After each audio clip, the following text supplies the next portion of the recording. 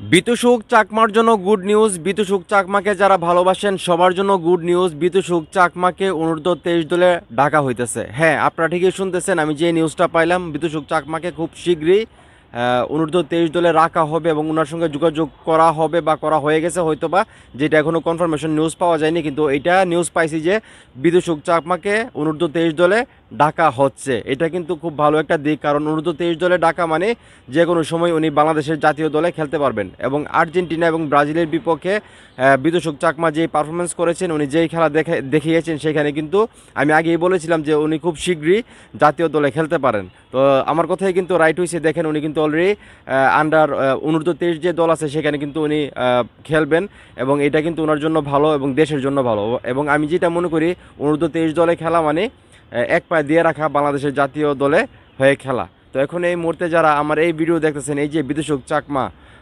আসলে দেশের হয়ে খেলবেন বা ওনাকে এখন এই মুহূর্তে অনূর্ধ্ব 23 দলে ডাকা হইতেছে, এই বিষয়টাকে আপনারা কীভাবে দেখতেছেন? এবং আমি যে বললাম অনূর্ধ্ব 23 দলে খেলা এবং জাতীয় দলের আসলে এক পা দিয়ে রাখা, আমি যেটা বললাম যে এটা আসলে কতটা সত্যি বললাম, সেটা অবশ্যই কমেন্ট করে জানাবেন। ভিডিওটা ভালো লাগলে অবশ্যই শেয়ার করবেন।